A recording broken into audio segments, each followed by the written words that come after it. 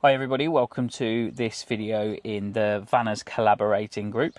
So we are a group of camper vanners, motorhomers, caravanners, yeah, I forgot about us and Glyn, probably just... That's not very well rehearsed, but yeah, I can't think of who else has got a caravan other than... Shout out to the Beckwiths.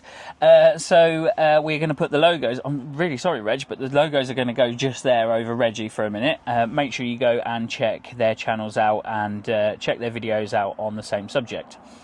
Now this subject is, let me get this right. So it's sort of clever packing ideas and things that you do to sort of, you know, obviously pack well and that sort of stuff, but also, and this is where we're going to probably talk about, is things that you don't bring anymore, or things that you bring and you don't use. Now we're going to skip over the first part of this, and that's because we've recently done a video on storage solutions, which you can obviously check out. And then also we are probably, well, I'm sort of over conscious of weight, so nothing stays in the caravan that we don't use. When even now we're moving around 6 sites in 2 weeks, we still take all the fridge stuff out in a cool bag, we put it in the car, we take everything out of the caravan and put it in the car. Now it's not unlike me to almost change the subject to sort of suit what we're going to say, but I really like the bit about things that we no longer take or things that we don't use, and we're going to talk about our outdoor setup. So we absolutely love our big 4-metre awning, don't we? Yeah. We absolutely love the space that it creates, but it weighs nearly 40 kilos, and we just don't have the space in the car, particularly when we're going away for longer periods of time. But on this 2-week trip, we're doing one night, two nights, 2-3 nights and a 4 night, and we just can't put it up, take it down, put it up, take it down. It's the hassle of not only putting it up and taking it down, but the packing it away, and also if it rains, it's hard to dry. So this sun canopy has absolutely revolutionised the way that we travel with our outdoor setup.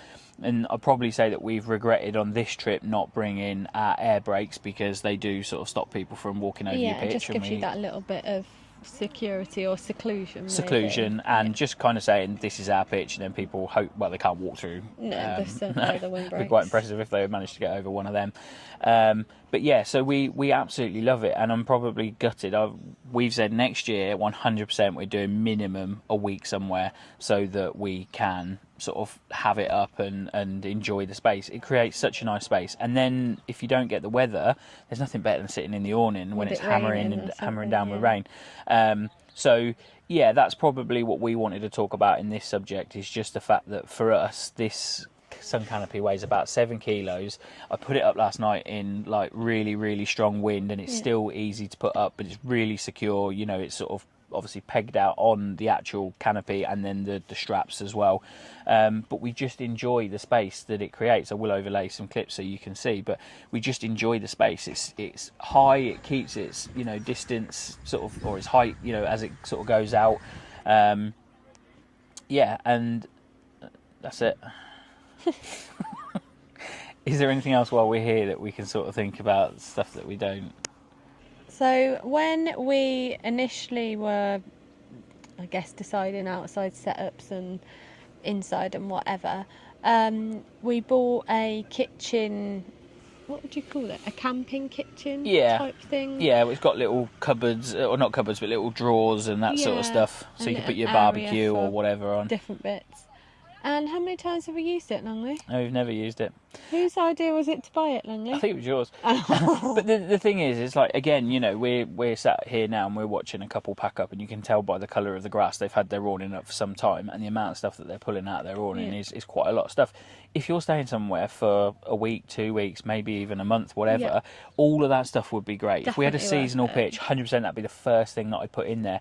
But we have a touring caravan, and that is generally what we do. We tour, we move around, and we never really stay in one place for long enough to warrant all of that stuff. No. Not looking to just fill the time, but is there anything else that we sort of don't really use anymore? No, I think we've had a couple of clear outs in the caravan, like utensils, different bowls and plates and stuff like that. Yeah. So that would be a tip actually, in terms of you know, you have your annual service, and it's obviously easier for them to complete the service if you take stuff out your caravan. So at least once a year we completely cleanse the caravan of stuff that we don't need. And then also we have that sort of seasonal change as well. So you've got summer stuff, you've got winter stuff, and we've got stuff in bags at home. You know, for example, the cover that goes around the aqua roll to stop it freezing. The jacket. Yeah. We don't thermal jacket, whatever it's called. Yeah. We don't need to take that, so we then sort of come autumn would probably put that stuff back in, but then we would take summer stuff out of the caravan. One thing that we are taking a lot of now is chairs. So we've got 3 chairs. I like sort of moving around on different chairs, and this guy here now requires apparently his own chair, so we have to take one for him. But we also have this new chair, this double one, so this is technically 2, and then we've got 3 others. You right, Reg? Someone's banging their noodle on the floor and Reggie don't like it. Yeah, I can't think of anything else that we don't take. No. Like you said, we pack our stuff into the car. We don't pack it into the caravan.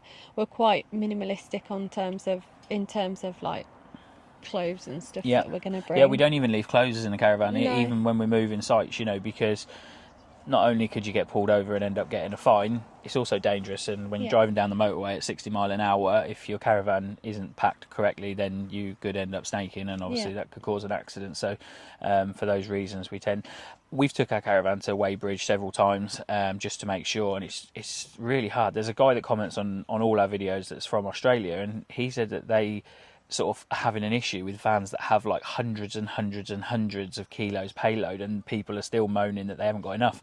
This van's got about 150 kilos of payload, and then when you've got your motor movers, your solar panel, your air conditioning unit, and you're literally left with nothing. You're left with nothing.